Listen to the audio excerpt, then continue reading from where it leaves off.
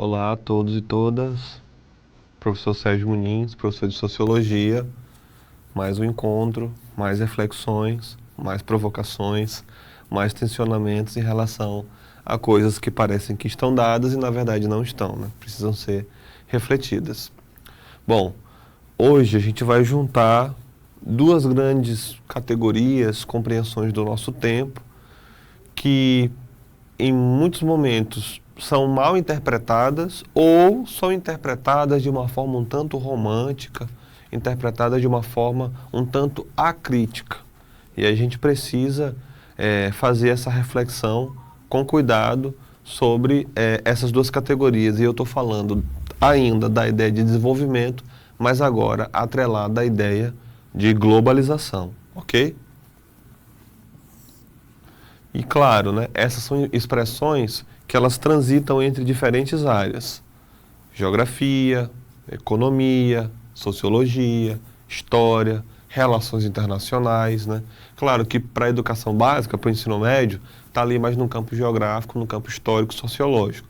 Mas fora do ambiente da educação básica, pensando já o ensino superior, elas estão em um leque maior, né, de campos disciplinares e, portanto, cada um desses campos disciplinares tem um entendimento e uma reflexão própria sobre essas categorias, né, tanto a globalização como o desenvolvimento. E aí, o nosso objetivo aqui é tentar ver as possibilidades de como essas duas categorias se aproximam. Bom, a desintegração da União Soviética em 1991 marcou o fim da Guerra Fria e deu início a uma nova ordem mundial com a consolidação da hegemonia dos Estados Unidos e o avanço da globalização.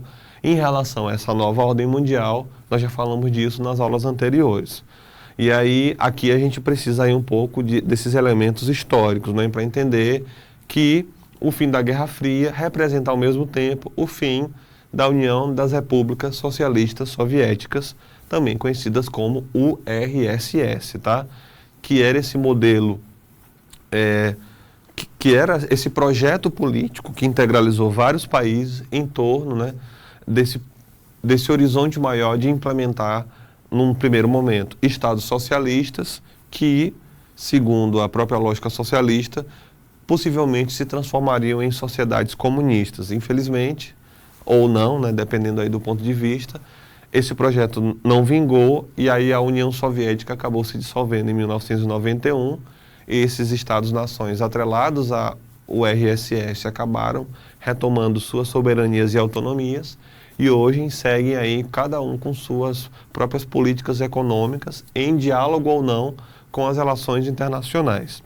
Tá? Então, a gente tem esse marco histórico para pensar o exato momento em que esse atrelamento entre globalização e desenvolvimento, ele se transformou em algo sólido e o que viria a ser um projeto mais amplo para todo o planeta, né? Que é com o final da Guerra Fria. Bom, o que seria a globalização? Tá? E aí aqui a gente tem um ensaio de resposta.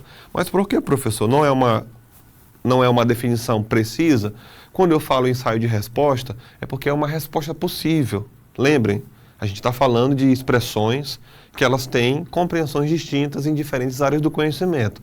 Aqui eu estou tentando produzir um arrazoado do que seria mais ou menos um ponto em comum de como a globalização é pensada em diferentes áreas do conhecimento. O que seria ela, então? A globalização é um processo que intensificou a integração econômica, cultural e política entre os países, facilitado pelo avanço das tecnologias da comunicação e transporte.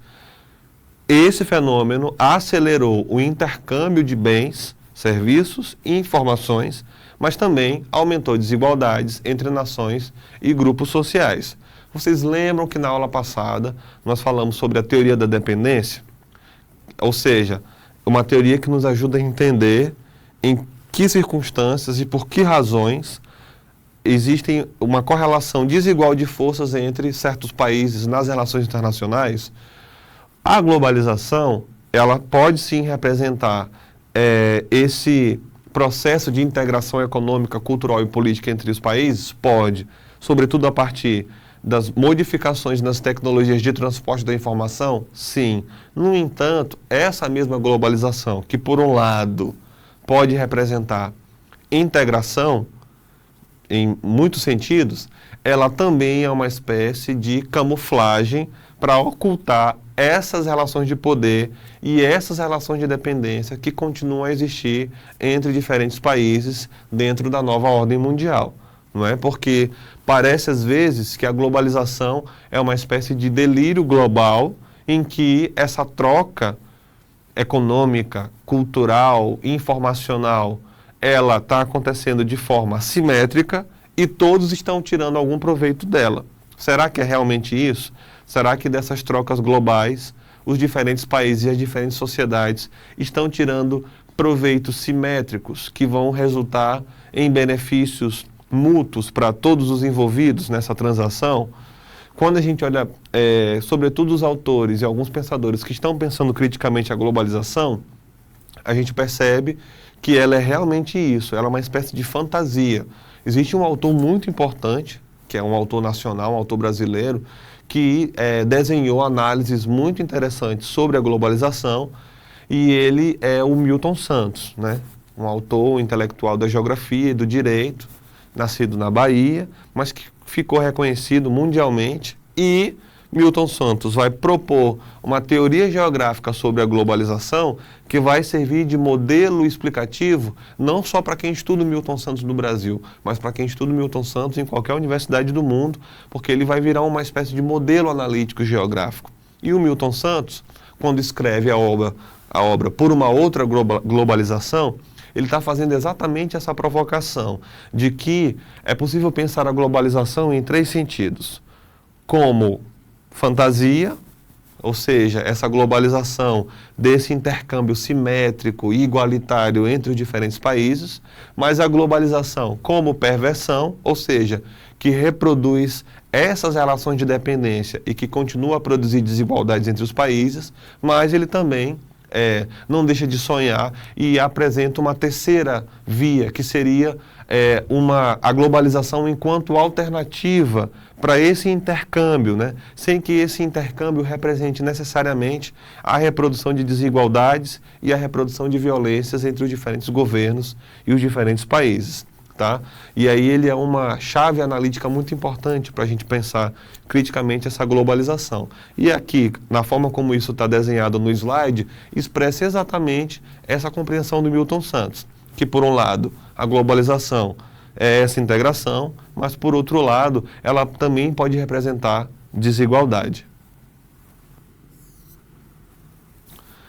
Dentro desse contexto, o neoliberalismo, outra vez, vocês vão perceber que toda vez que estamos falando de desenvolvimento de globalização, nós precisamos falar inevitavelmente e incontornavelmente de neoliberalismo. Ele tornou-se a principal abordagem econômica a partir dos anos 80, ou seja, enquanto a União Soviética e esse projeto de sociedade socialista estava chegando ao seu fim, de um lado do mundo, do outro lado o neoliberalismo estava se consolidando nos Estados Unidos, na Europa, né? Claro, essa Europa mais próxima do Atlântico, não o leste europeu, onde estava a Rússia e as nações soviéticas, e, sobretudo, lá no Extremo Oriente, sendo, né, encabeçado pelo Japão, que é um país oriental, mas que conseguiu, né, se mancomunar muito bem com essas prerrogativas político-ideológicas e econômicas neoliberais, né? Algum tempo depois a China também, mas a China ainda tentando manter ali, não é, um meio termo entre desenvolvimento econômico e desenvolvimento social, né? Crescimento econômico e desenvolvimento social. O Japão não, né? Totalmente em diálogo com as políticas neoliberais, inclusive propondo modelos de relações de trabalho que vão ser disseminadas no mundo inteiro, como é o caso do toyotismo, né? Quando a gente está estudando, por exemplo, trabalho, a gente aprende sobre essa fórmula de organizar as relações de trabalho, que seria o toyotismo, uma nova estratégia para continuar a produzir mais e a explorar mais, né, a vida do trabalhador, né, sem que isso necessariamente represente perdas para os empresários. Mas, enfim, isso é uma outra discussão. É só para que vocês entendam que o neoliberalismo, ele, de fato, está ali caminhando junto com o andamento do desenvolvimento e o andamento da globalização. E aí, nesse sentido, ele resulta em propostas de privatização, em propostas de desregulamentação dos mercados e redução do papel do Estado na economia. E aí esse neoliberalismo vai ser adotado por vários países, ok? E aí a gente continua aqui percebendo esse atrelamento entre desenvolvimento e globalização, tá? No sentido de que dentro desse contexto, o neoliberalismo tornou-se, a partir dos anos 80, promovendo políticas de privatização, desregulamentação dos mercados e redução do papel do Estado na economia. O neoliberalismo foi adotado por vários países em desenvolvimento, tá? Com a meta de se fazer valer dentro das relações internacionais, passando a ser medido pelo crescimento econômico e pela modernização tecnológica. No entanto, isso não vai acontecer sem críticas severas a esse modelo, tá? Essas críticas apontam que esse modelo gera exclusão social, concentração de riqueza e degradação ambiental. Ou seja, aquilo que quando o desenvolvimento e a globalização aparecem no nosso horizonte global de projeto de sociedade, eles aparecem apenas com as promessas das benfeitorias, mas eles não falam do que de negativo pode acontecer, né? Que é a permanência da exclusão social e da degradação ambiental, né? E aí, nesse sentido, a busca por um desenvolvimento sustentável tem sido um dos principais desafios do século XXI. Só que tem um detalhe. Vejam, o desenvolvimento ele já aparece como uma alternativa a esse crescimento violento do capitalismo sem se preocupar com questões ambientais ou questões sociais. E aí esse desenvolvimento vai se desenrolando, ou se vocês preferirem, esse desenvolvimento vai se desenvolvendo, e aí nesse sentido, ele também começa a expressar que ele é limitado. Fala-se muito em certas preocupações com a questão humana e com a questão ambiental, mas o modelo de desenvolvimento não dá conta disso, ou seja, ele precisava produzir uma saída. Essa saída foi o quê? A ideia do desenvolvimento sustentável, ou seja, é possível continuar investindo na nossa preocupação com questões econômicas, sem que necessariamente isso represente a destruição ambiental ou comprometa o acesso das gerações futuras aos bens ambientais que estão colocados no tempo presente. Com o passar do tempo, o que foi que aconteceu? O desenvolvimento sustentável também expressou suas limitações e suas falhas, e hoje ele é lido criticamente como um discurso vazio, ou seja, existe um discurso do desenvolvimento sustentável que é muito mais uma espécie de marca que agrega valor aos produtos de uma empresa que não está nada preocupada com nenhum tipo de desenvolvimento sustentável. Então as empresas se vendem como sustentáveis, criam selos de reconhecimento para se autoafirmarem como sustentáveis, quando na verdade elas só criaram jeitos de maquiar o velho e antigo processo de degradação ambiental que está em curso desde a lógica do crescimento econômico, estava em curso dentro da lógica do desenvolvimento socioeconômico e continua em curso dentro da lógica do desenvolvimento sustentável. Ou seja, a gente tem apenas uma mudança nas carcaças, digamos assim, nas carapuças, né? Nas máscaras que estão aí sendo colocadas por esses agentes econômicos ao longo do tempo. Deixa eu só voltar aqui.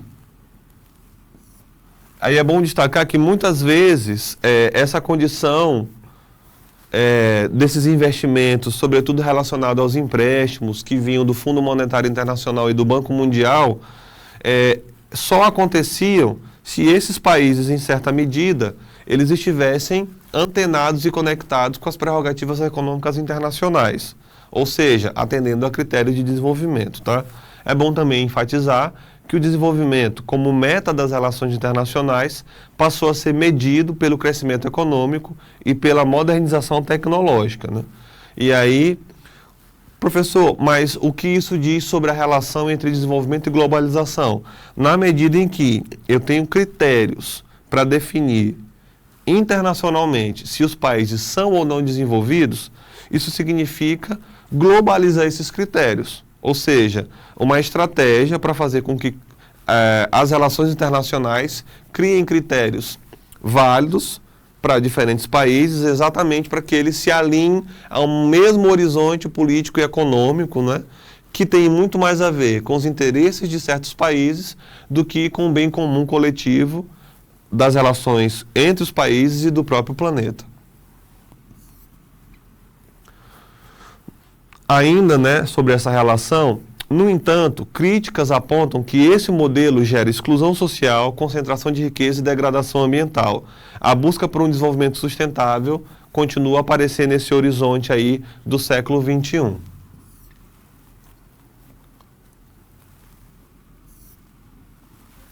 Na nova ordem mundial, tá, os países são classificados como desenvolvidos, em desenvolvimento ou subdesenvolvidos, só para reforçar isso, com base nos critérios econômicos, sociais e tecnológicos. Então, se eu tenho um país que oferece boa escolarização, saúde, habitação, saneamento básico, e ao mesmo tempo ele também se revoluciona em termos tecnológicos, ele está atendendo a critérios internacionais para poder ser tipificado como esse é um país desenvolvido. Tá? Os países desenvolvidos, como Estados Unidos, Alemanha e Japão, eles possuem o quê? Possuem economias consolidadas, alta industrialização e elevados índices de desenvolvimento humano. E o IDH já apareceu aqui em outro momento durante a minha fala, talvez na aula passada, né? Ou seja, esse índice de desenvolvimento humano tem a ver com critérios como qual é a taxa de natalidade e de mortalidade dessa sociedade, quais são as condições em que essa população acessa a saúde, como esses serviços são oferecidos, qual é a qualidade das habitações, são habitações com acesso ao saneamento básico, qual é a qualidade dessa escolarização, é uma escolarização laica ou é uma escolarização religiosa, é uma escolarização que incentiva a criatividade, a liberdade de expressão, ou é uma educação nos moldes mais conservadores. Então, esses países, Alemanha, Japão, Estados Unidos, talvez não em sua integralidade, mas de forma majoritária, eles atendem a esses requisitos. Só que tem um detalhe, eles mesmos são os países que criam esses requisitos. Então, se eles atendem esses requisitos, mas ao mesmo tempo eles que criam esses requisitos, isso é no mínimo estranho, porque isso cria, digamos assim, uma desconfiança no processo. Porque é muito fácil eu criar uma régua para definir quem está dentro ou fora de certos enquadramentos, sendo que eu posso criar uma régua para que eu esteja dentro do enquadramento. E aí a gente tem que entender que, obviamente, se eu tenho uma relação de poder entre diferentes países, países com mais poder e com menos poder, esses que têm mais poder vão ser os países que vão determinar a forma como esses critérios, para dizer se um país é ou não desenvolvido, se esses critérios vão ser ou não atendidos. Já os países em desenvolvimento, como o Brasil, Índia, México, apresentam crescimento econômico, mas ainda enfrentam desafios sociais e estruturais. Os países subdesenvolvidos, por sua vez, possuem economias frágeis, baixa industrialização e alto nível de pobreza. Então, por exemplo, boa parte dos países da América Latina já está nessa transição entre o subdesenvolvimento e a condição de em desenvolvimento. Por outro lado, boa parte dos países africanos estão em condição de subdesenvolvimento, assim como boa parte dos países do Oriente Médio. Por quê, professor? É só a gente olhar o histórico das relações de poder que se estabeleceram entre Europa e África e entre Europa e Oriente Médio. Ou seja, colonialismo e imperialismo são as fórmulas analíticas que nos permitem entender, afinal de contas, por que países africanos, em sua maioria, e países do Oriente Médio nunca conseguiram alcançar minimamente a condição de país em desenvolvimento. Porque isso tem a ver com o fato de que, por um longo tempo, eles foram explorados exatamente por aqueles que hoje têm o poder de definir se são países ou não desenvolvidos ou em desenvolvimento. Nesse cenário, a globalização fortaleceu relações comerciais e financeiras entre os países, mas também intensificou desigualdades. Alguns estudiosos preferem o uso do termo mundialização, uma vez que a globalização tem muito mais a ver com desigualdade do que com trocas e intercâmbios entre iguais, para destacar que esse processo não é apenas econômico, mas envolve dimensões culturais, sociais e também políticas. Enquanto a globalização é impulsionada pelo mercado e pelo capital financeiro, a mundialização enfatiza a interdependência entre povos e culturas. Espero que esse conteúdo tenha sido proveitoso para vocês. A gente volta a se encontrar na próxima aula. Valeu, obrigado.